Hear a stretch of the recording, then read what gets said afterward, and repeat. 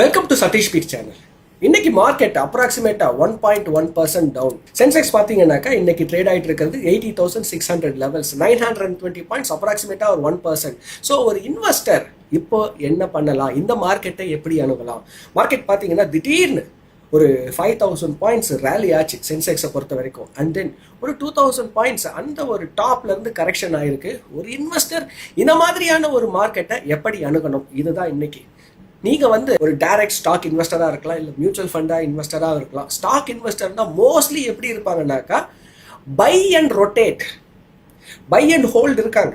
Long term ஒரு 5 வருஷம் 7 வருஷம் 10 வருஷத்துக்கு கூட இன்வெஸ்ட் பண்ணுறவங்க இருக்காங்க. ஆனால் ப்ரிடாமினென்ட்டான பீப்புள் என்ன பண்ணுவாங்கன்னாக்கா பை அண்ட் ரொட்டேட் வாங்குவாங்க, செக்டார் ரொட்டேஷன், அண்ட் அதை ஒரு 90 டேஸ் மேக்ஸிமம் 90 டேஸ் தான் வச்சுப்பாங்க, அதை ரொட்டேட் பண்ணுவாங்க. ஸோ இப்படி நீங்கள் ஒரு ஸ்ட்ராட்டஜியை ஃபாலோ பண்ணுறதா இருந்தாலும், லாங் டேர்முக்கு ஸ்ட்ராட்டஜி ஃபாலோ பண்ணுறதா இருந்தாலும், இந்த ஒரு 4 விஷயத்தை கரெக்டாக நீங்கள் புரிஞ்சுக்கிட்டீங்கன்னாக்கா இந்த மார்க்கெட்டில் நீங்கள் ஈஸியாக ப்ராஃபிட் பார்க்கலாம். ஸோ வீடியோக்குள்ளே போகிறதுக்கு முன்னாடி உங்களுக்கு மியூச்சுவல் ஃபண்ட் இன்வெஸ்ட்மெண்ட்ஸ்